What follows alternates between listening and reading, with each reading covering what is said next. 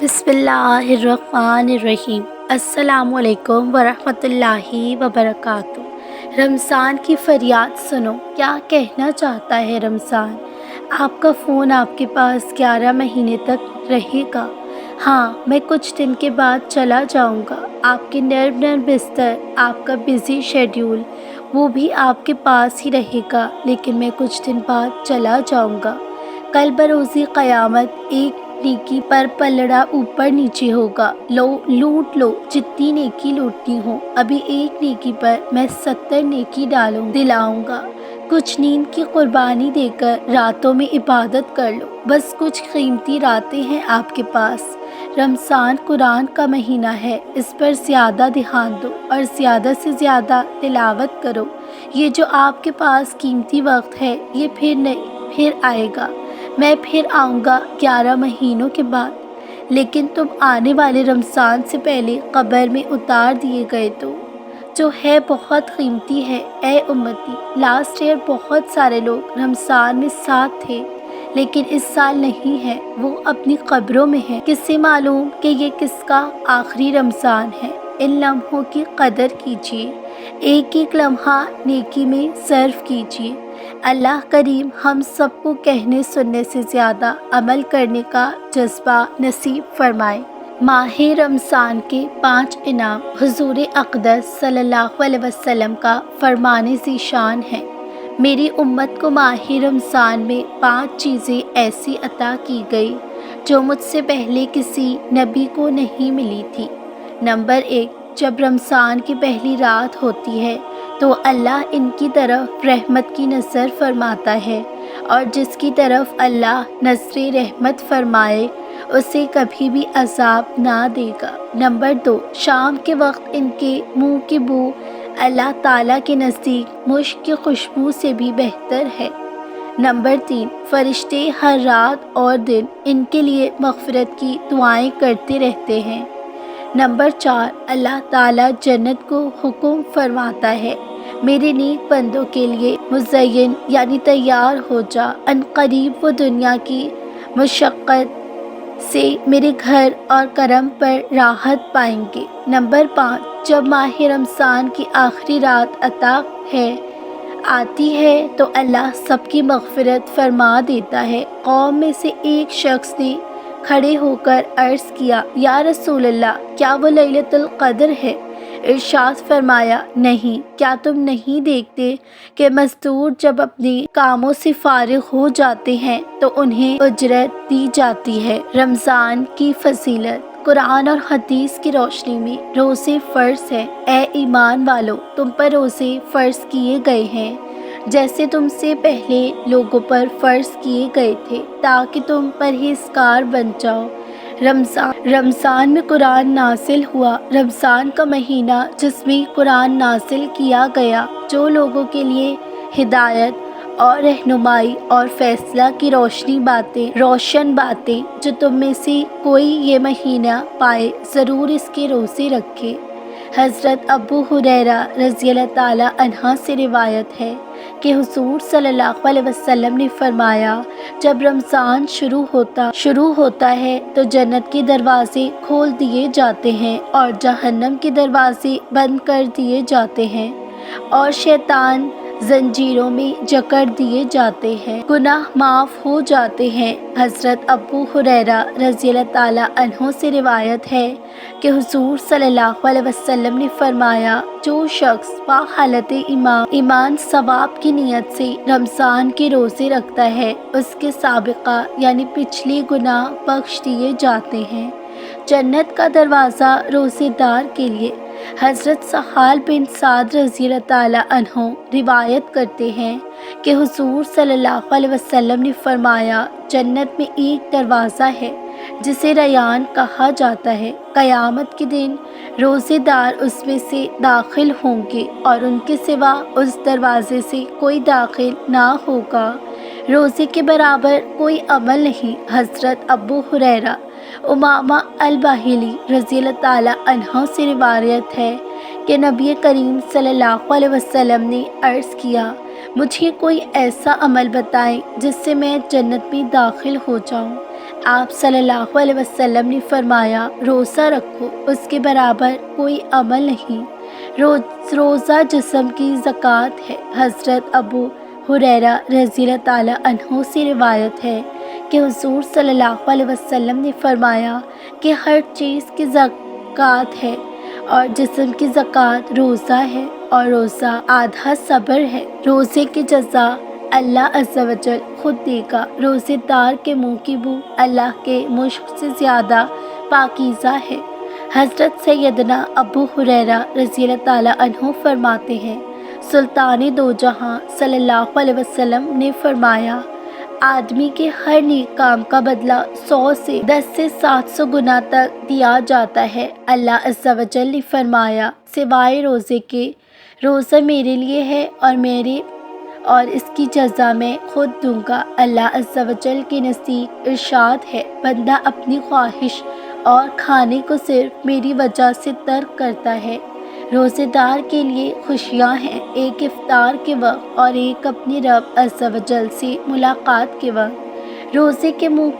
روزے دار کے منہ کی بو اللہ عز و جل کے نزدیک مشک سے زیادہ پاکیزہ ہے۔ رمضان شریف میں کیا نہ کریں، سحری میں جلدی رمضان میں زیادہ سے زیادہ نماز و قرآن پر توجہ دیں۔ 5 وقت کی نماز کے ساتھ ساتھ تہجد کی نماز تراویح ضرور پڑھیے۔ جب تک اللہ کوئی اور راستہ نہیں کھولتا وہیں رہو جہاں ہو اور اس پر بھروسہ رکھو۔ شکر ادا کرو کہ چیزیں تمہارے طریقے سے نہیں ہوئی بلکہ اللہ کے طریقے سے ہوئی۔ اللہ کا وقت تمہیں بھروسہ کرنا سکھانے کے لیے ہوتا ہے۔ دعا سب کچھ بدل سکتی ہے۔ ہمیشہ دعا کرو، یہ فکر، شک اور ڈر کا خلاف سب سے طاقتور علاج ہے۔ اللہ کبھی لیٹ نہیں ہوتے، بس ہم بے صبر ہو جاتے ہیں۔ یاد رکھو اللہ تمہارے ساتھ ہے، تمہارے خلاف نہیں۔ اگر تم یہاں تک پڑھ چکے ہو تو اگلی دعا کرتے رہو۔ ہار مت مانو، چمتکار ہر دن ہوتے ہیں، اس لیے کبھی یقین کرنا بند مت کرو۔ اللہ تمہاری زندگی میں سب کچھ بہت جلد بدل سکتے ہیں۔ جب تمہیں لگتا ہے کہ اللہ تمہیں ریجیکٹ کر رہے ہیں تب وہ تمہیں اس چیز سے بچا رہے ہوتے ہیں جو تمہاری تقدیر کو تباہ یا برباد کر سکتی تھی۔ یاد رکھو اللہ کے پاس تمہارے لیے ایک بہترین پلان ہے۔ جو اللہ نے تمہارے لیے رکھا ہے اس کے لیے تمہیں نہ بھیک مانگنی پڑے گی، نہ زبردستی کرنی پڑے گی، نہ پیچھا کرنا پڑے گا۔ بس دعا کرو اور بھروسہ رکھو، جو چیز اللہ نے تمہارے لیے رکھی ہے وہ تم تک ضرور آئے گی۔ اگر تم اس بات کو مانتے ہو ضرور کریں۔ اس ریمائنڈرز کو سیو کر لیں۔ اس ویڈیو کو زیادہ سے زیادہ شیئر کیجیے۔ رمضان سیریز میں آپ کا خوش آمدید کرتی ہوں۔ ناظرین، آج کی اس ویڈیو میں میں رمضان شریف کے لیے چھوٹی اور خاص دعائیں بتانے جا رہی ہوں، تو اس ویڈیو کو شروع سے آخر تک ضرور دیکھیے گا۔ سبھی ضرورتوں کی دعا۔ رب انی لما انزلت الی من خیر فقیر۔ اے میرے رب، میں اس کھانے، نعمت، رزق کا جو تو میرے لیے اتارے محتاج ہوں۔ جنت میں گھر بنانے کے لیے دعا۔ رب ابن لی عندک بیت فی الجنہ۔ اے میرے رب، میرے لیے اپنے پاس جنت میں گھر بنا۔ والدین کے لیے دعا۔ رب ارحمہما کما ربیانی صغیرا۔ اے میرے رب، تو ان دونوں پر رحم کر جیسا کہ ان دونوں نے مجھ پر بچپن میں پالا۔ اچھے خاندان کے لیے دعا۔ ربنا ہب لنا من ازواجنا وذریتنا قرۃ اعین واجعلنا للمتقین اماما۔ اے میرے رب، ہمیں دے ہماری بیویوں اور ہماری اولادوں سے آنکھوں کی ٹھنڈک اور ہمیں پرہیزگاروں کا پیشوا بنا۔ ایمان دل کو مضبوط کرنے کی دعا۔ یا مقلب القلوب ثبت قلبی۔ یا علی دینی، اے دلوں کو پھیرنے والے، میرے دل کو اپنے دین پر جمع کر، اچھی صحت کے لیے دعا، وَإِذَا مَرِضْتُ فَهُوَ يَشْفِينَ، اور جب میں بیمار ہوں تو وہی مجھے شفا دینا، دنیا اور آخرت میں بھلائی پانے کی دعا، ربنا آتنا فی الدنیا حسنۃ وفی الآخرۃ حسنۃ وقنا عذاب النار، اے ہمارے رب ہمیں دنیا میں بھلائی دے اور ہمیں آخرت میں بھلائی دے اور ہمیں عذاب دوزخ سے بچا۔ ٹینشن کے بوجھ کو کم کرنے کی دعا، ربنا ولا تحمل علینا اصرا کما حملتہ علی الذین من قبلنا ربنا ولا تحملنا ما لا طاقۃ لنا بہ واعف عنا واغفر لنا وارحمنا، اے ہمارے رب ہم پر وہ بوجھ نہ ڈال جس کی ہم میں طاقت نہ ہو، اور ہمیں معاف فرما دے اور بخش دے اور ہم پر مہر کر، تو ہمارا مولا ہے، اپنے لیے بہترین تحفہ۔ حضور صلی اللہ علیہ وسلم نے فرمایا، جو مجھ پر ایک بار درود بھیجتا ہے اللہ تعالیٰ اس پر اپنی 10 رحمتیں نازل فرماتا ہے، 10 گناہ مٹاتا ہے اور اس کے درجے کو بلند کرتا ہے۔ بروز حشر حضور صلی اللہ علیہ وسلم کے سب سے قریب وہ ہوگا جو دنیا میں حضور صلی اللہ علیہ وسلم کی بارگاہ میں سب سے زیادہ درود بھیجتا تھا۔ حضرت عمر سے روایت ہے کہ دعا تب تک قبول نہیں ہوتی جب تک حضور صلی اللہ علیہ وسلم پر درود نہ پڑھا جائے۔ اعلیٰ حضرت فرماتے ہیں کہ دعا پرندہ ہے اور اس کے پر درود ہے، یعنی پر کے بغیر پرندہ اڑ نہیں سکتا اور درود کے بغیر دعا قبول نہیں ہو سکتی۔ رمضان شریف میں یہ غلطیاں بالکل نہ کریں۔ سحری میں جلدی نہ کریں، سحری جلدی نہ کریں، اس میں تاخیر کرنے کی کوشش کریں اور اسے فجر کی اذان سے کم از کم 10 منٹ پہلے صبح صادق سے پہلے تک مکمل کر لیں۔ پیارے آقا صلی اللہ علیہ وسلم کا فرمان ہے، میری امت اس وقت تک نیکی پر قائم نہیں رہے گی جب تک کہ وہ سحری میں دیری اور افطاری میں جلدی نہ کرے۔ خود غرض نہ بنے۔ رمضان المبارک صرف اپنے آپ کو سنبھالنے کا نام نہیں ہے، آپ کو ضرورت مندوں کو تلاش کر کے ان کو افطار میں مدد کرنی چاہیے، کیونکہ پیارے آقا صلی اللہ علیہ وسلم کا فرمان ہے، جس نے روزے دار کو روزہ افطار کروایا اسے بھی اتنا ہی اجر یعنی ثواب ملے گا جتنا اجر روزے دار کے لیے ہوگا، اور روزے دار کے اجر سے کوئی چیز کم نہ ہوگی۔ افطار میں دیری نہ کریں، افطار میں تاخیر یعنی دیری نہ کریں۔ جب آپ کا روزہ افطار کرنے کا وقت سورج غروب ہو تو جلدی سے افطار شروع کریں، کیونکہ پیارے آقا صلی اللہ علیہ وسلم کا فرمان ہے، میری امت کے لوگوں میں سے اس وقت تک خیر یعنی بھلائی باقی رہے گی جب تک وہ افطار میں جلدی کرتے رہیں گے۔ افطار میں فضول خرچی۔ جب آپ افطار کرتے ہیں تو مختلف قسم کے کھانے، ڈفرینٹ ٹائپس کی ڈشز سے کھانا کھانے میں اسراف یعنی فضول خرچی نہ کریں، جس سے آپ کو مغرب، عشاء اور تراویح کی نماز پڑھنے میں سستی محسوس ہو۔ میڈیم پسند بنیں اور اعتدال پسند بنیں اور زیادہ اسراف نہ کریں۔ اشربوا ولا تسرفوا انہ لا یحب المسرفین، اور کھاؤ پیو اور حد سے نہ بڑھو، فضول خرچی نہ کرو، بے شک حد سے بڑھنے والے اسے اللہ کو پسند نہیں کرتا۔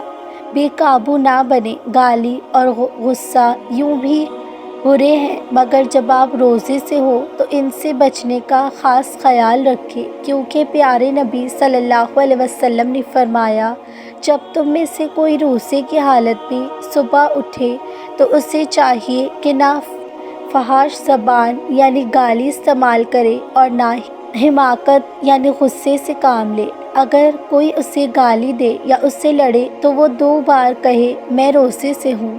جو شخص روزے کی حالت میں برے کام، گالی دینا اور جھگڑا کرنا نہیں چھوڑتا، اللہ تعالیٰ کو اس کے بھوکے پیاسے رہنے سے کوئی مطلب نہیں۔ تراویح میں غفلت۔ تراویح میں لوگ قرآن کے لفظ پر زیادہ توجہ نہیں دیتے بلکہ امام کے رکوع میں جانے کا انتظار کرتے رہتے ہیں۔ یہ بہت ہی خراب عادت ہے۔ قرآن کے الفاظ کو غور سے سنیں، انہیں محسوس کرنے کی کوشش کریں، یہاں تک کہ اگر آپ انہیں سمجھ نہیں سکتے تب بھی آپ کے دل کو سکون محسوس ہوگا۔ اور جب قرآن پڑھا جائے تو اسے کان لگا کر سنو اور خاموش رہو کہ تم پر رحم ہو۔ تلاوت میں جلد بازی۔ ایسے بہت سے لوگ ہیں جو فراری کی طرح بہت تیز قرآن پڑھتے ہیں، اور تراویح میں بھی ایسا ہی ہوتا ہے۔ ایسا نہ کریں، آہستہ چلیں اور خوبصورتی سے پڑھیں۔ چاہے 1 یا 2 سپارہ کم پڑھیں، آپ کم پڑھیں تو بھی کوئی حرج نہیں، کیونکہ اسلام کوالٹی کو مینٹین کرنے کا حکم دیتا ہے، نہ کہ کوانٹٹی کو۔